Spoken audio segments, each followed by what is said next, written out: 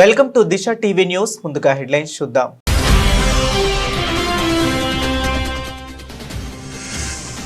ఐరాస భద్రతా మండలిలో భారత్కు శాశ్వత సభ్యత్వంపై యూకే మద్దతు.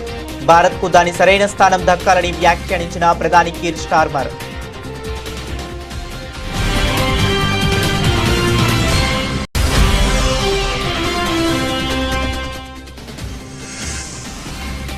ఢిల్లీలో బ్రిటన్ ప్రధాని కీర్ స్టార్మర్ తో ప్రధాని మోదీ భేటీ. ప్రపంచ స్థిరత్వానికి భారత్ యూకే ఒప్పందం ఓ ఆధారం అన్న మోదీ.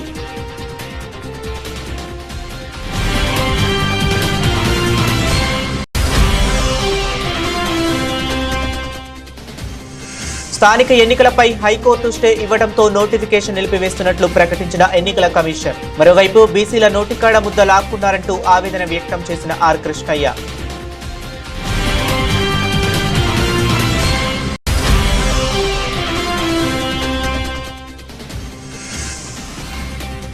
అమెరికా ప్రతినిధుల బృందంతో సీఎం రేవంత్ కీలక భేటీ. అమెరికా భారత్ మధ్య సంబంధాలను మరింత పెంపొందించేలా ఉండాలని సీఎం ఆకాంక్ష.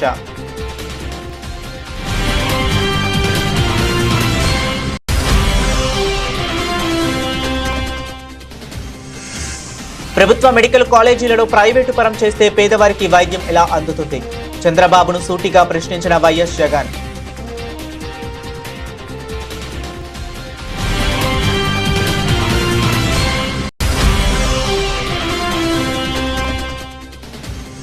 హైకోర్టు తీర్పుపై స్పందించిన రాష్ట్ర ఉప ముఖ్యమంత్రి బట్టి విక్రమార్క. సుప్రీం తీర్పును అనుసరించే బీసీలకు 42% రిజర్వేషన్లు కల్పిస్తూ జీవో జారీ చేశామంటూ వివరణ.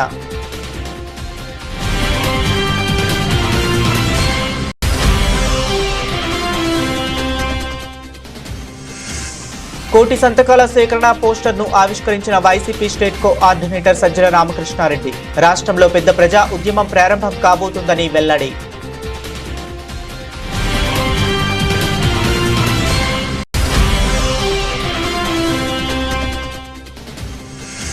చల్లని జీవో ఇచ్చి బీసీలను మోసం చేశారంటూ కాంగ్రెస్ పై మాజీ మంత్రి గంగుల కమలాకర్ ధ్వజం. చిత్తశుద్ధి ఉంటే ఢిల్లీ వెళ్లి సాధించమని హితవు.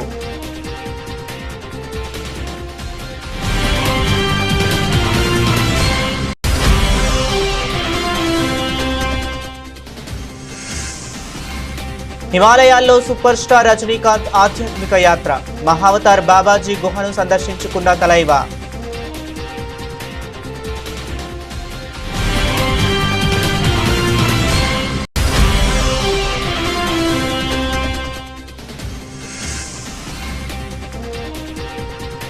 క్లీన్ స్వీప్ పై గురి. నేడు భారత్ వెస్టిండీస్ రెండో టెస్ట్.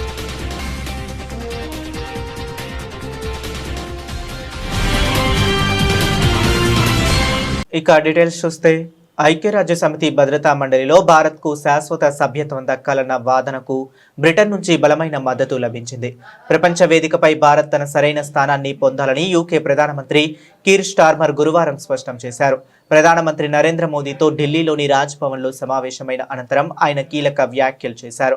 భారత్ సాధిస్తున్న అద్భుతమైన అభివృద్ధిని, అంతర్జాతీయ వ్యవహారాల్లో కీలక పాత్ర పోషించగల సామర్థ్యాన్ని స్టార్మర్ ప్రత్యేకంగా ప్రస్తావించారు. భద్రతా మండలిలో భారత్ తన హక్కుగా పొందాల్సిన స్థానాన్ని దక్కించుకోవటాన్ని మేము చూడాలనుకుంటున్నాం అని ఆయన అన్నారు. భారత్ శాశ్వత సభ్యత్వానికి ఇప్పటికే America, France, Germany, Japan, Russia వంటి దేశాలు మద్దతు తెలుపగా ఇప్పుడు యూకే కూడా అదే బాటలో నిలవడం ప్రాధాన్యం సంతరించుకుంది. The opportunity is clear. Just look at the sheer scale of India, the world's largest democracy, on track to become the third largest economy by 2028, an economic superpower in the making. And we, the UK, are perfectly placed to be partners on that journey. We want to build the sectors and the skills of the future together. So this trade deal is a launchpad to boost British leadership in everything from tech to life sciences to renewable energy and much more beyond that. And we've seized these opportunities in full this week, delivering real results for the British people, securing new investments into the UK worth £1.3 billion and creating 10,600 jobs. That's remarkable. It includes 1,500 jobs in the Northwest, over 1,000 across the Midlands, 200 in Yorkshire and the Humber, and 700 in Northern Ireland. Great jobs in advanced engineering, in defence, in car production, filmmaking and technology, delivering real change that people will see in their communities up and down the country. And that's what this is all about. And what we're doing together in tech is a great example. The UK is one of only 3 countries in the world with a $1 trillion tech sector. India is poised to be the 4th. We're both top 4 AI powers, and we're taking this opportunity to go further. ప్రపంచవ్యాప్తంగా నెలకొన్న అనిశ్చిత పరిస్థితుల్లో Bharat, United Kingdom మధ్య భాగస్వామ్యం ప్రపంచ స్థిరత్వానికి, ఆర్థిక ప్రగతికి ఒక ముఖ్యమైన స్తంభంలా నిలుస్తుందని ప్రధానమంత్రి నరేంద్ర మోదీ స్పష్టం చేశారు. యూకే ప్రధాని కీర్ స్టార్మర్తో రాజ్భవన్లో జరిగిన భేటీ అనంతరం ఆయన మాట్లాడారు. ఈ సమావేశంలో ఇరు దేశాల మధ్య రక్షణ, విద్య, వాణిజ్యం వంటి కీలక రంగాల్లో సంబంధాలను మరింత బలోపేతం చేసే దిశగా పలు కీలక నిర్ణయాలు తీసుకున్నారు. రక్షణ రంగంలో ఇరు దేశాలు ఒక చారిత్రాత్మక ఒప్పందానికి వచ్చాయి. ఈ ఒప్పందం ప్రకారం భారత వాయుసేనకు చెందిన ఫ్లయింగ్ ఇన్స్ట్రక్టర్ యూకేలోని రాయల్ ఎయిర్ ఫోర్స్లో శిక్షకులుగా పనిచేయనున్నారు. ఇది ఇరు దేశాల సైనిక సహకారంతో ఒక కొత్త అధ్యాయమని విశ్లేషకులు భావిస్తున్నారు. అదేవిధంగా విద్యారంగంలోనూ భారీ ముందడుగు పడింది. యూకేకు చెందిన 9 ప్రముఖ విశ్వవిద్యాలయాలు తమ క్యాంపస్లను భారత్లో ఏర్పాటు చేసేందుకు ముందుకొచ్చాయి. ఇటీవలే సౌత్ ఆఫ్టన్ యూనివర్సిటీ గురుగ్రామ్లో తన క్యాంప్ను ప్రారంభించింది. అదేవిధంగా తొలి బ్యాచ్ విద్యార్థులు ప్రవేశాలు కూడా పొందారని ప్రధాని మోదీ సంతోషం వ్యక్తం చేశారు. ఫ్రెండ్స్, भारत और यूके नेचुरल पार्टनर्स हैं. हमारे संबंधों की नींव में डेमोक्रेसी, फ्रीडम और रूल ऑफ लॉ जैसे मूल्यों में साझा विश्वास है. मौजूदा वैश्विक अस्थिरता के दौर में भारत और यूके के बीच ये बढ़ती हुई साझेदारी ग्लोबल स्टेबिलिटी और आर्थिक प्रगति का एक आधार, महत्वपूर्ण आधार बनी रही है. आज की बैठक में हमने इंडो पैसिफिक, वेस्ट एशिया में शांति और स्थिरता और यूक्रेन में चल रहे संघर्ष पर भी विचार साझा किए. यूक्रेन कॉन्फ्लिक्ट और गाजा के मुद्दे पर भारत डायलॉग और डिप्लोमेसी से शांति की बहाली के सभी प्रयासों का समर्थन करता है. हम इंडो पैसिफिक क्षेत्र में मैरीटाइम सिक्योरिटी कोऑपरेशन बढ़ाने के लिए पूर्ण रूप से प्रतिबद्ध है. స్థానిక సంస్థల ఎన్నికల నోటిఫికేషన్పై రాష్ట్ర ఎన్నికల సంఘం కీలక ప్రకటన చేసింది. నోటిఫికేషన్ను నిలిపివేస్తున్నట్లు ఎస్ఈసీ ప్రకటించింది. హైకోర్టు ఆదేశాల మేరకు నోటిఫికేషన్ను నిలిపివేస్తున్నట్లు వెల్లడించింది. ఎన్నికల కోడ్ అమలు, నామినేషన్ల ప్రక్రియ నిలిపివేస్తున్నట్లు పేర్కొంది. మళ్లీ నోటిఫికేషన్ వచ్చే వరకు ఎన్నికల ప్రక్రియలన్నింటినీ నిలిపివేస్తున్నట్లు తెలిపింది. ఇదిలా ఉండగా తెలంగాణ ప్రభుత్వం స్థానిక సంస్థల ఎన్నికల్లో బీసీలకు 42% రిజర్వేషన్లు కల్పించేలా జారీ చేసిన జీవో 9పై హైకోర్టు స్టే విధించింది. దీనిపై హైకోర్టు ఎదుట బీసీ సంఘాల నాయకులు ఆందోళనకు దిగారు. గేట్ నెంబర్ 4 దగ్గర నినాదాలు చేస్తూ రోడ్డుపై బైఠాయించారు. ఈ సందర్భంగా బీసీ సంక్షేమ సంఘం జాతీయ అధ్యక్షుడు ఆర్ కృష్ణయ్య మీడియాతో మాట్లాడారు. బీసీల నోటికాడ ముద్దను ఆపారని ఆర్ కృష్ణయ్య ఆవేదన వ్యక్తం చేశారు. ప్రభుత్వం తొందరపాటు చర్యలతో అన్యాయం జరిగిందని తెలిపారు. మండల్ కమిషన్ అప్పుడు ఎట్లయితే ఉద్యమం అయిందో, ప్రజా జీవితం ఏ విధంగా స్పందించిందో అంతకంటే రెట్టింపుగా రోజు బీసీల చైతన్యం వచ్చింది. బంధును ఊరు హైదరాబాదే కాదు, ఊర్లో కూడా మొత్తం బంధు జరుపుతాం. చాలా దీనికి ప్రభుత్వం బాధ్యత వహించవలసి వస్తుంది. సరే, ముఖ్యమంత్రి గారు ఏ విధంగా స్పందిస్తారు, ఈ స్టే మీద ఎలాంటి యాక్షన్ తీసుకుంటారో సాయంత్రంలో ప్రకటించాలి. లేని పక్షంలో అన్ని సంఘాలను ఈ అందరినీ కూడా సంప్రదించి చాలా పెద్ద ఎత్తున బంధు జరుపుతాము. ఈ బంధు ద్వారా దేశాన్ని ఒక్కసారి కళ్ళు జరిపిస్తామని చెప్పి హెచ్చరిస్తున్నాం. ఏం తమాషా ఉందా? బీసీలంటే ఇంత చిన్న చూప? బీసీలకు మేము ముఖ్యమంత్రి పదవులు వాళ్ళకి, మంత్రి పదవులు వాళ్ళకి, అన్ని వాళ్ళకి లేక ఒక అవకాశం వచ్చి సర్పంచులు వస్తే వాటిని కూడా భరించకపోవడం, వాటిని కూడా ఓర్వలేకపోవడం అనేది చాలా దుర్మార్గం. కాబట్టి తప్పనిసరిగా ఈ సమాజం బీసీల సత్తా ఏంటిదో ఈసారి చూపెడతాం. అదే బలమైనటువంటి హేతుబద్ధమైన కారణాలు ఉన్నాయి. రాజ్యాంగము అధికారం ఇచ్చింది రాష్ట్ర ప్రభుత్వానికి, అసెంబ్లీలో బిల్లు పాస్ అయింది, అదేవిధంగా జనాభా లెక్కలు తీశారు, అదేవిధంగా డెడికేటెడ్ కమిషన్ అపాయింట్ చేశారు. బీసీలకు ఇవ్వవలసింది న్యాయమైనది, ఏదో ఇతర రాష్ట్రాల అంశాన్ని ప్రతిపత్తిగా తీసుకోవడం అనేది హేతుబద్ధమైన కారణం కాదు. న్యాయాన్ని బీసీ కులాల మీద చిన్న చూపు చూస్తూ న్యాయస్థానాలు తీర్పు ఇవ్వడం అనేది, స్టే చేయడం అనేది చాలా దురదృష్టకరం. దీని మీద రాష్ట్ర ప్రజలందరూ అగ్రహులైరు. ఈరోజు చాలా మంది నామినేషన్ కూడా వేశారు, ఇంకా నామినేషన్ వేస్తున్నారు. ఇప్పుడు నోటికాడి అన్నం ముద్దను దాక్కున్నారు. తెలంగాణకు వచ్చిన అమెరికా హడ్సన్ ఇన్స్టిట్యూట్ కు చెందిన 16 మంది ప్రతినిధుల బృందంతో ముఖ్యమంత్రి రేవంత్ రెడ్డి సచివాలయంలో సమావేశమయ్యారు. ఈ సమావేశంలో ఐటీ పరిశ్రమల శాఖ మంత్రి శ్రీధర్ బాబు, సీఎం సలహాదారు నరేందర్ రెడ్డి, ప్రభుత్వ ప్రధాన కార్యదర్శి రామకృష్ణారావు, ప్రభుత్వ ప్రత్యేక ప్రధాన కార్యదర్శి సంజయ్ కుమార్, సీఎంఓ ముఖ్య కార్యదర్శి శేషాద్రి తదితరులు పాల్గొన్నారు. ఈ సందర్భంగా సీఎం రేవంత్ రెడ్డి మాట్లాడుతూ ఇండియా ఫౌండేషన్ సారథ్యంలో ప్రతినిధి బృందంలో భారత్లోని పలు రాష్ట్రాల్లో పర్యటిస్తుందని తెలిపారు. అమెరికా తీసుకుంటున్న నిర్ణయాలు, అనుసరించే విధానాలన్నీ సానుకూల దృక్పథంతో ఉండాలని ఆయన సూచించారు. అమెరికా భారత్ మధ్య సంబంధాలను మరింత పెంపొందించేలా ఉండాలని సీఎం ఆకాంక్షించారు. ఇటీవలే అమెరికా పెంచిన రాయితీలు, వీసాలపై కఠిన నిబంధనలన్నీ ఆందోళన కలిగించాయని ఆవేదన వ్యక్తం చేశారు. రెండు దేశాల మధ్య ఆర్థిక వృద్ధికి దోహదపడే విధానాలు అనుసరిస్తే ప్రపంచానికి ఆదర్శవంతంగా ఉంటుందని సీఎం రేవంత్ రెడ్డి అభిప్రాయం వ్యక్తం చేశారు.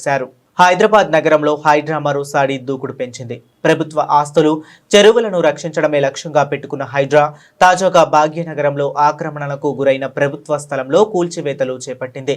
బంజారా హిల్స్ లోని బసవతారకం క్యాన్సర్ ఆసుపత్రి సమీపంలో 5 ఎకరాల ప్రభుత్వ స్థలం ఆక్రమణకు గురైంది. స్థానికుల ఫిర్యాదు మేరకు ఈరోజు శుక్రవారం హైడ్రా కూల్చివేతలు చేపట్టింది. సుమారు 750 కోట్ల విలువైన ప్రభుత్వ స్థలంలో ఆక్రమణలను హైడ్రా తొలగించింది. తెల్లవారుజాము నుంచే భారీ పోలీసు బందోబస్తు నడుమ హైడ్రా సిబ్బంది కూల్చివేతలు చేపట్టింది. దాదాపు 750 కోట్ల విలువైన ప్రభుత్వ భూమిని కొంతమంది కబ్జా చేశారు. తప్పుడు పత్రాలు, సర్వే నెంబర్లు సృష్టించి ఆక్రమణలకు పాల్పడ్డారు. దీనిపై హైడ్రాకు పెద్ద ఎత్తున ఫిర్యాదులు వచ్చాయి. దీంతో హైడ్రా ముందుకు వచ్చి కూల్చివేతలు చేపట్టింది. 5 ఎకరాల ప్రభుత్వ భూములను కాపాడింది హైడ్రా. ఈ 5 ఎకరాల స్థలంలో జలమండలికి 1.2 ఎకరాలను గతంలో ప్రభుత్వం కేటాయించింది. అయితే ఓ వ్యాపారి ఆ స్థలాన్ని కబ్జా చేశాడు. వెంటనే రంగంలోకి దిగిన హైడ్రా ఆ స్థలంలో వేసిన షెడ్లను నేలమట్టం చేసింది. 5 ఎకరాల చుట్టూ కూడా ఫెన్షన్ ను ఏర్పాటు చేసి ప్రభుత్వ భూమిగా పేర్కొంటూ బోర్డులను ఏర్పాటు చేసింది హైడ్రా. హైదరాబాద్ నగరం గ్లోబల్ కేపబిలిటీ సెంటర్లకు రాజధానిగా మారింది అని బీఆర్ఎస్ వర్కింగ్ ప్రెసిడెంట్ కేటీఆర్ పేర్కొన్నారు. ప్రస్తుతం 2వ స్థానంలో ఉన్న హైదరాబాద్ నగరం త్వరలోనే మొదటి స్థానానికి వస్తుందని ఆశిస్తున్నారు. హైదరాబాద్ నగరం బెంగళూరును దాటి మరింత ప్రగతి సాధించాలని కోరుకుంటున్నాను అని కేటీఆర్ పేర్కొన్నారు. హైదరాబాద్లోని నోవోటల్లో జరిగిన జేసీసీ సమావేశంలో కేటీఆర్ ముఖ్య అతిథిగా పాల్గొని ప్రసంగించారు. ఈరోజు హైదరాబాద్ గ్లోబల్ కేపబిలిటీ సెంటర్లను రాజధానిగా మారటం వెనుక గత ప్రభుత్వ కృషి ఎంతగానో ఉన్నది. 10 సంవత్సరాల పాటు అన్ని రంగాల్లో, అన్ని కోణాల్లో హైదరాబాద్ నగరాన్ని సమగ్రంగా తీర్చిదిద్దటం వల్లనే ఇది సాధ్యమైందన్నారు. అధికారంలో ఉన్నప్పుడు వ్యక్తుల ఆధారంగా కాకుండా శాశ్వతంగా మంచి ఫలితాలు వచ్చేలా వ్యవస్థలను, చట్టాలను, సంస్కరణలను తీసుకురావటం వలన తెలంగాణ వ్యాపార, వాణిజ్య, పెట్టుబడి రంగాల్లో అగ్రస్థానంలో నిలిచింది అని కేటీఆర్ గుర్తు చేశారు. Our leader, the first Chief Minister of Telangana, Shri KCR, believed in one simple philosophy. He always told us from day one till the very last day we were in government. He said, move away from putting all the faith and putting all the responsibility on an individual. Go to the institutionalized approach. Instead of relying on an individual, अगर एक individual अच्छा काम कर रहा है, वो जब तक वहाँ रहेगा काम ठीक ठाक चलेगा. पर वो individual अगर हट गया वहाँ से, फिर एक बार you'll have to start from square one.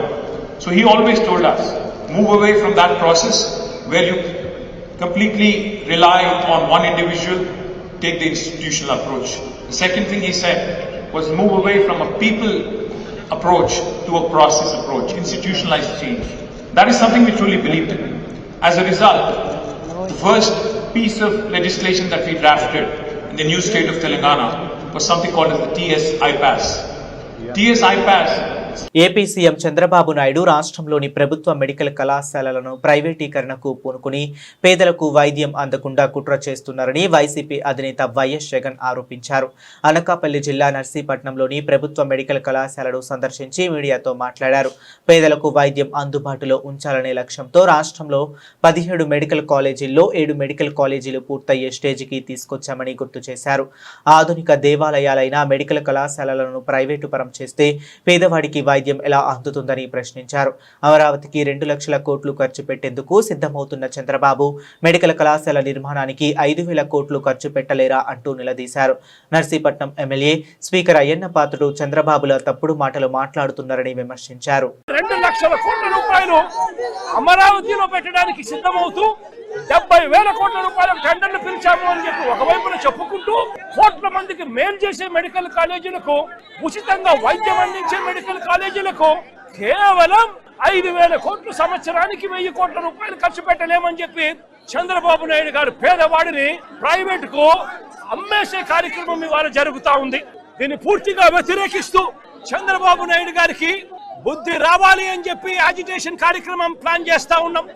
ఇందులో భాగంగానే ఈ నర్సీపట్నానికి సంబంధించి సీనియర్ నాయకుడిగా ఉన్న ఒక ఎమ్మెల్యే, స్పీకర్ పదవిలో ఉన్న ఈ ఎమ్మెల్యే కూడా చంద్రబాబు నాయుడు గారి మాదిరిగానే తప్పుడు మాటలు మాట్లాడుతూ అబద్ధాలు చెబుతూ తాను కూడా చంద్రబాబు నాయుడు గారి కన్నా 4 ఆకులు తక్కువేమి కాదు అని చెప్పి రుజువు చేసుకుంటా ఉన్నాడు.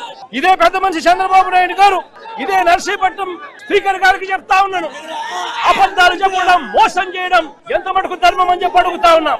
ఈ మెడికల్ కాలేజీకి జీవో లేదని అడుగుతారా?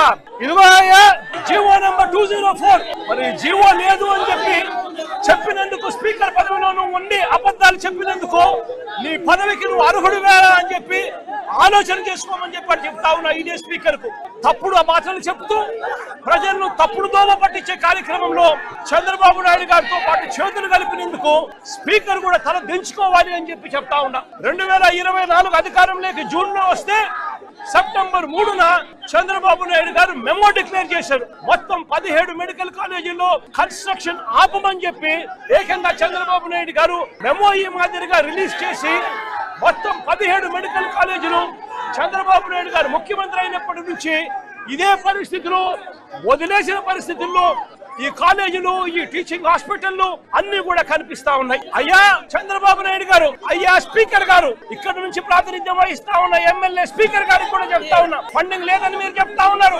నాబార్డ్ ఫండ్స్ అప్పట్లోనే ఈ ప్రాజెక్టులకు టైఅప్ చేశాం. నాబార్డ్ ఫండ్స్ కాకుండా సెంట్రల్ గవర్నమెంట్ నుంచి special assistants for infrastructure projects కూడా తీసుకొని వచ్చి ఈ మెడికల్ కాలేజీలన్నీ కూడా special assistants for infrastructure projects కేటగిరీలో ఈ ప్రాజెక్టులను కూడా పెట్టడం జరిగింది. దాని అర్థం మరో 50 ఏళ్ల పాటు వడ్డీ లేకుండా వాళ్ళు ఇచ్చే రుణాలకు ఈ ప్రాజెక్టులన్నీ కూడా శాంక్షన్ అవుతాయి. Central government sponsored assistance schemes లో ఈ ప్రాజెక్టు వస్తూ ఉన్నప్పుడు నాబార్డు కింద ఈ ప్రాజెక్టులన్నీ లోన్లు కూడా శాంక్షన్ అయి ఉన్నప్పుడు కేవలం 5,000 కోట్లు మాత్రమే అవసరం ఉన్న పరిస్థితులు ఉన్నప్పుడు సంవత్సరానికి 1,000 కోట్ల రూపాయలు ఖర్చు చేయలేరా అని అడుగుతా ఉన్నాను. దీనికోసం కూడా అబద్ధాలు చెప్పే కార్యక్రమాలు చేస్తూ నిస్సిగ్గుగా చంద్రబాబు నాయుడు గారు వ్యవహరిస్తున్న తీరును చంద్రబాబు నాయుడు గారు సిగ్గుతో తల వంచుకోవాలి అని చెప్పి ఈ సందర్భంగా చంద్రబాబు నాయుడు గారిని గట్టిగా నిలదీస్తూ చంద్రబాబు నాయుడు గారిని గట్టిగా ప్రశ్నిస్తున్నాం. సుప్రీంకోర్టు తీర్పును అనుసరించే స్థానిక సంస్థల ఎన్నికల్లో బీసీలకు 42% రిజర్వేషన్లు కల్పిస్తూ జీవో జారీ చేశామని రాష్ట్ర ఉప ముఖ్యమంత్రి బట్టి విక్రమార్క చెప్పారు. స్థానిక ఎన్నికల్లో బీసీలకు 42% రిజర్వేషన్లు కల్పిస్తూ రాష్ట్ర అసెంబ్లీ మార్చి 17, 2025న ఏకగ్రీవంగా ఆమోదించి పంపిన బిల్లు రాష్ట్రపతి వద్ద ఇంకా పెండింగ్ లోనే ఉంది. రాష్ట్ర ప్రభుత్వం ఒక బిల్లును ఆమోదించి రాష్ట్రపతికి పంపితే 3 నెలల్లోపు దాన్ని ఆమోదించాలి లేదా తిప్పి పంపాలి. అలా తిప్పి పంపకుంటే ఆ బిల్లు ఆమోదం పొందినట్లేనని తమిళనాడు వర్సెస్ గవర్నర్ కేసులో సుప్రీంకోర్టు ఏప్రిల్ 8, 2025న పేర్కొంది. ఆ ఆదేశాల మేరకు బీసీలకు 42% రిజర్వేషన్ల బిల్లు రాష్ట్రపతి ఆమోదం పొంది చట్టం అయినట్లే. ఆ చట్టం ప్రకారమే స్థానిక ఎన్నికలకు రిజర్వేషన్లపై జీవో జారీ చేశాం అని బట్టి పేర్కొన్నారు. బీసీ రిజర్వేషన్లపై తమకు చిత్తశుద్ధి ఉంది కాబట్టే శాస్త్రీయంగా ప్రక్రియను నిర్వహించి జీవో జారీ వరకు వచ్చామని తెలిపారు. టీపీసీసీ చీఫ్ మహేష్ గౌడ్, మంత్రులు పొన్నం ప్రభాకర్, వాకిటి శ్రీహరిలతో కలిసి బట్టి మీడియాతో మాట్లాడారు. బీసీలకు 42% రిజర్వేషన్లు రాకుండా అడ్డుకున్నదే బీజేపీ, బీఆర్ఎస్లని ఆరోపించారు. స్థానిక ఎన్నికల్లో రిజర్వేషన్లు 50% మించకుండా బీఆర్ఎస్ ప్రభుత్వం చట్టం చేసిందని, ఆ చట్టమే బీసీల రిజర్వేషన్లకు ఉరితాడైందని చెప్పారు. ఆనాటి టీఆర్ఎస్ ప్రభుత్వం 2018లో రాష్ట్రంలో రిజర్వేషన్లకు సంబంధించి 50%కి మించకుండా ఉండేటట్టుగా ఒక చట్టాన్ని చేయటం, ఆనాటి టీఆర్ఎస్ ప్రభుత్వం చేసుకొచ్చినటువంటి చట్టం ఈరోజు రాష్ట్రంలో ఓబీసీలకి 42% రిజర్వేషన్ కల్పించడానికి ఒక ఉరితాడులాగా తయారైపోయింది. ఆనాడే 2019లో పంచాయతీరాజ్ సంస్థలకు సంబంధించిన ఎన్నికలు జరిపిన వెంటనే ఆనాటి ప్రభుత్వం ఈ ఓబీసీలకి రిజర్వేషన్ కల్పించడానికి ఏమాత్రం ఆలోచన చేసి ఉన్నా ఆ రోజుల్లో ఎన్నికల తర్వాత వెంటనే ఈ రాష్ట్రంలో ఉన్నటువంటి జనాభా కుల గణన జరిగేది. వాళ్ళకి ఏమాత్రం చిత్తశుద్ధి ఉన్నా, నిజంగా ఓబీసీలకు న్యాయం చేయాలనేటువంటి ఆలోచన ఉన్నా 2019 తర్వాత కావలసినంత సమయం వారి చేతిలో ఉంటే కూడా ఈ సర్వే చేయలేదు. మెడికల్ కాలేజీల ప్రైవేటీకరణను వ్యతిరేకిస్తూ వైఎస్ఆర్సీపీ కేంద్ర కార్యాలయంలో కోటి సంతకాల సేకరణ పోస్టర్ను party state coordinator Sajjala Ramakrishna Reddy, ఎమ్మెల్సీలు లేళ్ల అప్పిరెడ్డి, మొండితోక అరుణ్ కుమార్, మాజీ ఎమ్మెల్యే మల్లాది విష్ణు, విజయవాడ మేయర్ రాయన భాగ్యలక్ష్మి, ఎన్టీఆర్ జిల్లా వైఎస్ఆర్సీపీ అధ్యక్షుడు దేవినేని అవినాష్ తదితరులు ఆవిష్కరించారు. ఈ సందర్భంగా సజ్జల రామకృష్ణారెడ్డి మాట్లాడుతూ, రేపటి నుంచి రాష్ట్రంలో పెద్ద ప్రజా ఉద్యమం ప్రారంభం కాబోతుందని, 45 రోజులకు పైగా ఈ కార్యక్రమం కొనసాగుతుందన్నారు. ప్రభుత్వ మెడికల్ కాలేజీల ప్రైవేటీకరణపై ప్రజా ఉద్యమం చేపట్టి గవర్నర్ దృష్టికి తీసుకువెళ్తామన్నారు సజ్జల రామకృష్ణారెడ్డి. వైఎస్ఆర్సీపీ అధ్యక్షులు, మాజీ ముఖ్యమంత్రి వైఎస్ జగన్మోహన్ రెడ్డి గారు చేసిన దిశానిర్దేశం ప్రకారం రేపటి నుంచి అంటే అక్టోబర్ 10 నుంచి దాదాపు 45 రోజులు పైగా రాష్ట్రంలో ఓ పెద్ద ప్రజా ఉద్యమం ప్రారంభమవుతోంది. దీనికి వైఎస్ఆర్ కాంగ్రెస్ పార్టీ ఇనిషియేట్ చేసి గ్రామ స్థాయి వరకు ప్రజల్లో ఒక చర్చను తీసుకొచ్చి ప్రభుత్వ మెడికల్ కళాశాలల ప్రైవేటీకరణకు వ్యతిరేకంగా ప్రజా ఉద్యమం నిర్మించి దాన్ని గవర్నర్ దృష్టికి తీసుకెళ్లాలనే కార్యక్రమం నిర్ణయించుకుంది పార్టీ. గత నెలన్నరగా దీని మీద చర్చ జరుగుతోంది. ఇప్పటికే ప్రజల్లో అవగాహన కూడా వచ్చింది. అండ్ దీనికి పెద్ద కష్టపడాల్సిన కాంప్లికేటెడ్ ఇష్యూ కూడా కాదు. ఒక ప్రభుత్వ ఆసుపత్రికి, ప్రైవేట్ ఆసుపత్రికి, ఒక ప్రభుత్వ మెడికల్ కళాశాలకు, ప్రైవేట్ మెడికల్ కళాశాలకు తేడా ఎలా ఉంటుంది, ఏది ప్రజలకు ఎక్కువ ఉపయోగపడుతుంది, ముఖ్యంగా పేదలకు, మధ్యతరగతి ప్రజలకు. 100 ఏళ్లలో 12 కాలేజీలు వస్తే ఈ 5 ఏళ్లలోనే 17 కాలేజీలు ఇనిషియేట్ చేసి 5 కాలేజీలు ప్రారంభించాం. టీచింగ్ ఆసుపత్రులు కూడా అప్గ్రేడ్ అయినాయి. పూర్తి స్థాయిలో కాకపోయినా అప్గ్రేడ్ అయ్యి ఇంకా అక్కడి నుంచి పెరగడానికి అవకాశం ఉంది.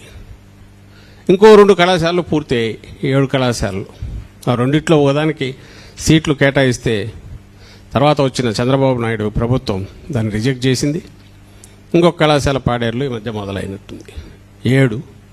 ఇంకో 3 కళాశాలలు దాదాపు పూర్తిగా వచ్చాయి. 90% అంతా అయిపోయి బహుశా మా ప్రభుత్వం వచ్చింటే, వైఎస్ఆర్సీపీ ప్రభుత్వం వచ్చింటే ఈవేళకు అక్కడ ఆ 3 కూడా పూర్తి 10 కళాశాలలు పూర్తి కంప్లీట్గా అడ్మిషన్లు కూడా మొదలయ్యేవి. 5 + 2 + 3. దీనికి అవసరమైన ఆర్థిక వనరులు కూడా జగన్మోహన్ రెడ్డి గారు ఏర్పాటు చేశారు. కోవిడ్ సమయం ఉండి కూడా 5 ఏళ్లలో 3 ఏళ్లలోనే మనం అంటే 23-24కే అడ్మిషన్స్ ఇచ్చామంటే అంటే సంవత్సరం ఏడాదిన్నరలోనే మనం పూర్తి చేసాం. ఇప్పుడు మిగిలిన వాటిని పూర్తి చేయడానికి చంద్రబాబు నాయుడుకు మనసు రాలేదు. 42% రిజర్వేషన్లు ఇస్తామన్న కాంగ్రెస్ సర్కార్ బీసీలకు ద్రోహం చేసింది, చలని జీవో ఇచ్చి నమ్మించి వంచింది అని మాజీ మంత్రి గంగుల కమలాకర్ తీవ్ర స్థాయిలో ధ్వజమెత్తారు. రాజ్యాంగ సవరణతోనే బీసీ రిజర్వేషన్ల పెంపు సాధ్యమనే విషయాన్ని విస్మరించి కాంగ్రెస్ సర్కార్ నమ్మించి గొంతు కోసిందని నిప్పులు చెరిగారు. సర్కారు తప్పుదారిలో వెళుతుందని, ఆర్డినెన్స్, జీవోలు కోర్టులో నిలబడవని, అసెంబ్లీలో తామిచ్చిన సూచనలను పిల్లి శాపనార్థాలంటూ ఆనాడు సీఎం మంత్రులు అపహాస్యం చేశారని గుర్తు చేశారు.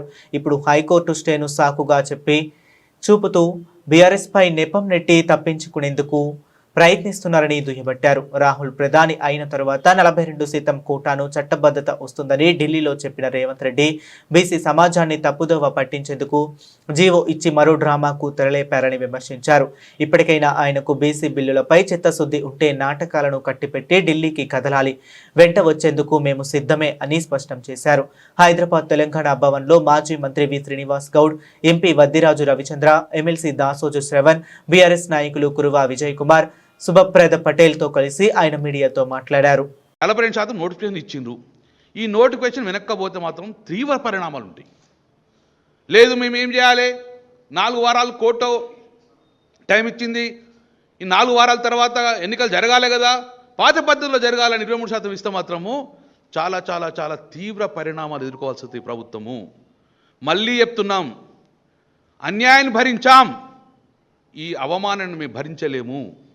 కాబట్టి డెఫినెట్గా 42% రిజర్వేషన్ అయ్యేదాకా మాకు ఎన్నికలు అవసరం లేవు.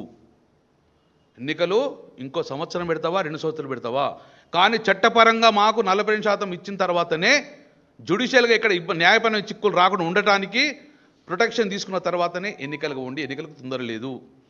మీ కర్ణాటకలో 3 సంవత్సరాలు ఎన్నికలు పెట్టలే కదా, ఇక్కడ ఏం తొందర అండి అది. ఒకసారి మళ్ళీ మీరు పాత పద్ధతిలో 40% కాకుండా 23% రిజర్వేషన్ ఇస్తే ఇక జీవితంలో మళ్ళీ మా బీసీలు అనేది రిజర్వేషన్కు నోచుకోరు, మళ్ళీ సమాధి చేస్తారు. ఈ వాయిస్ను మొత్తాన్ని కూడా ఇంక డిమాండ్ను సమాధి చేసే ఆలోచనలో ఉన్నారు. కాబట్టి సూటిగా కరెక్ట్ చెప్తున్నాం, ఢిల్లీకి కదలండి, మేము మీతో వస్తాము, మీరు ఏది కూర్చుంటే అది కూర్చున్నాము, కానీ ఢిల్లీకి వెళ్ళి రిజర్వేషన్ తర్వాతనే తెలంగాణలో అడుగుపెట్టి. ఈరోజు నోటిఫికేషన్ ఇచ్చింది ప్రభుత్వం, 31 జిల్లా పరిషత్కు 13 బీసీలకు కేటాయించింది, 565 ఎంపీపీలకు 40% కేటాయించింది జియో. ఈరోజు నోటిఫికేషన్ ఇచ్చింది మాకు మొన్న. ఈ నోటిఫికేషన్ ద్వారానే ఎన్నికలు జరగాలని చెప్పి మేము ప్రధాన డిమాండ్ పెడుతున్నాం. మేము ఈ డిమాండ్ తప్ప వేరే డిమాండ్ ఒప్పుకోదు బీసీ సమాజం. గతం నుంచి నేను ఒకటే చెప్తున్నాం, అసెంబ్లీలో చెప్పడం జరిగింది, తమిళనాడు తరహాలో సక్సెస్ అయ్యారు, 69% రిజర్వేషన్ తీసుకున్నారు. బీహార్ తరహాలో, మహారాష్ట్ర తరహాలో వేస్తే ఫెయిల్ అయినాము. బీహారు మహారాష్ట్ర చేసిన తప్పులు చేయొద్దు, తమిళనాడు చేసిన ప్రకారం వెళ్దాము అని చెప్పడం జరిగింది. కానీ ఏ రోజు కూడా మా మాట చేపట్టలే. ఎట్లా అయ్యామని వాళ్ళకి తెలుసు కాబట్టి జియో ఇవ్వడం జరిగింది. తమిళనాడు సూపర్ స్టార్ రజనీకాంత్ తన స్టార్డమ్కు సినిమా హడావుడికి పూర్తిగా దూరంగా ఆధ్యాత్మిక మార్గంలో పయనిస్తున్నారు. ప్రస్తుతం ఆయన హిమాలయాల్లో పర్యటిస్తూ ప్రకృతి ఒడిలో సేద తీరుతున్నారు. ఈ పర్యటనకు సంబంధించిన ఫోటోలు, వీడియోలు ఇప్పుడు సోషల్ మీడియాలో వైరల్గా మారాయి. తన ఆధ్యాత్మిక యాత్రలో భాగంగా రజనీకాంత్ ప్రసిద్ధ మహావతార్ బాబాజీ గుహను సందర్శించారు. అక్కడ ధ్యానం చేసుకున్నారు. అంతకుముందు రిషికేశ్లోని స్వామి దయానంద ఆశ్రమంలో కొంత సమయం గడిపారు. అక్కడ గంగానది తీరంలో పవిత్ర హారతి కార్యక్రమంలోనూ పాల్గొన్నారు. ఈ సందర్భంగా ఆయన సాధారణ భక్తుడిలా తెల్లటి దుస్తులు ధరించి అక్కడి పూజారులతో, స్థానికులతో ముచ్చటిస్తూ కనిపించారు. స్వదేశంలో వెస్టిండీస్తో టెస్ట్ సిరీస్ ఆడుతున్న టీమిండియా శుక్రవారం నుంచి ఆ జట్టుతో సిరీస్లో ఆఖరిదైన 2వ మ్యాచ్లో తలపడనుంది.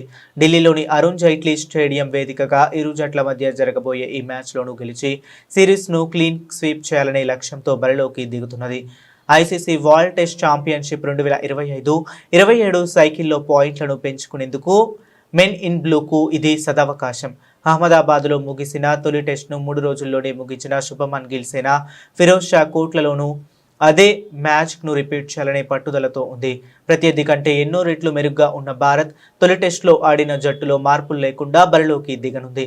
మరోవైపు ఉనికి కోసం పాకులాడుతున్న వెస్టిండీస్ ఈ మ్యాచ్లో అయినా కనీస పోటీనైనా ఇస్తుందా, లేక ఈ పోరు సైతం ఏకపక్షంగానే ముగుస్తుందా అన్నది ఆసక్తికరం.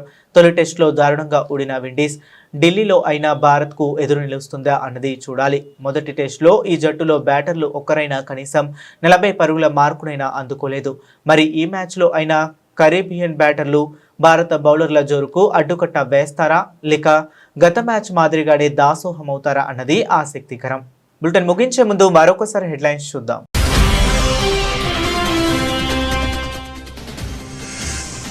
ఐరాస భద్రతా మండలిలో భారత్కు శాశ్వత సభ్యత్వంపై యూకే మద్దతు. భారత్కు దాని సరైన స్థానం దక్కాలని వ్యాఖ్యానించిన ప్రధాని కీర్ స్టార్మర్.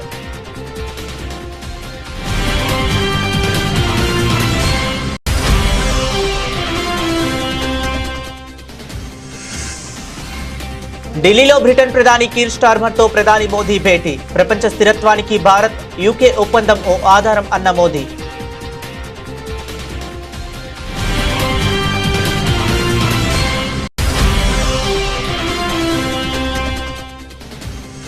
స్థానిక ఎన్నికలపై హైకోర్టు స్టే ఇవ్వడంతో నోటిఫికేషన్ నిలిపివేస్తున్నట్లు ప్రకటించిన ఎన్నికల కమిషన్. మరోవైపు బీసీల నోటికాడ ముద్ద లాక్కున్నారంటూ ఆవేదన వ్యక్తం చేసిన ఆర్ కృష్ణయ్య.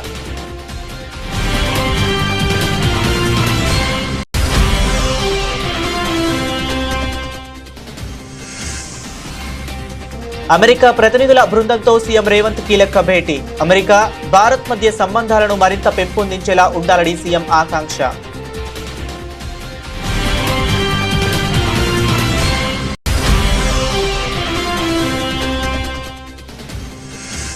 ప్రభుత్వ మెడికల్ కాలేజీలను ప్రైవేటు పరం చేస్తే పేదవారికి వైద్యం ఎలా అందుతుంది? చంద్రబాబును సూటిగా ప్రశ్నించిన వైఎస్ జగన్.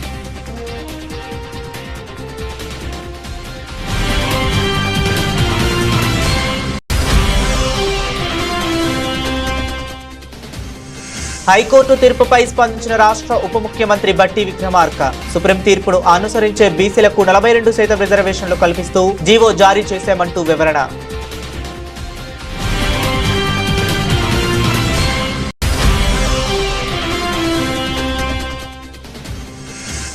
కోటి సంతకాల సేకరణ పోస్టర్ను ఆవిష్కరించిన YCP state coordinator Sajjala Ramakrishna Reddy. రాష్ట్రంలో పెద్ద ప్రజా ఉద్యమం ప్రారంభం కాబోతుందని వెల్లడి.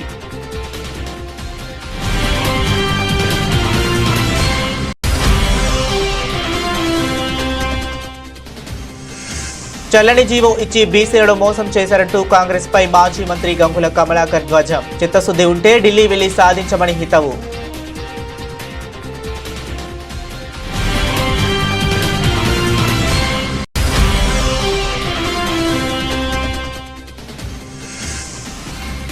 హిమాలయాల్లో సూపర్ స్టార్ రజనీకాంత్ ఆధ్యాత్మిక యాత్ర. మహావతార్ బాబాజీ గుహను సందర్శించుకున్న తలైవా.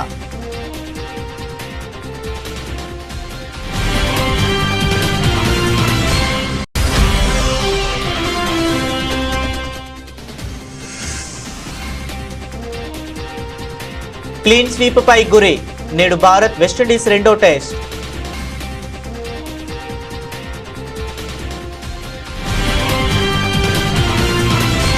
ఇవి ఇప్పటి వరకు ఉన్న అప్డేట్స్. మరిన్ని అప్డేట్స్ కోసం కీప్ వాచింగ్.